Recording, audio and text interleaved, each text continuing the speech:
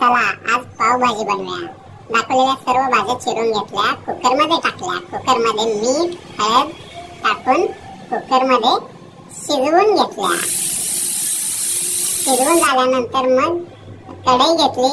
कढईमध्ये थोडंसं तेल टाकून त्याच्यामध्ये जिरे टाकले। त्यानंतर कांदा टाकून घेतला आणि कांदा थोडासा मिक्स करून कांदा शिजल्यानंतर त्याच्यामध्ये शिमला मिरची टाकली।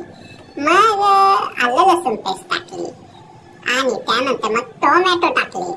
टोमॅटो टाकल्यानंतर ते थोडं मिक्स करून घेतलं। मग चटणी टाकली, मग पुन्हा थोडीशी हळद टाकली, मग मिरची पूड टाकली, मग गरम मसाला टाकला, त्यानंतर पावभाजी मसाला टाकला आणि मिक्स करून घेतलं। मग नंतर शिजवलेल्या भाज्या टाकल्या आणि थोडं उकळलं ना मस्तपैकी कोथिंबीर टाकून घेतली। आहा काय झालते पावभाजी, गोळीवर धोका बुकीट टिंगू।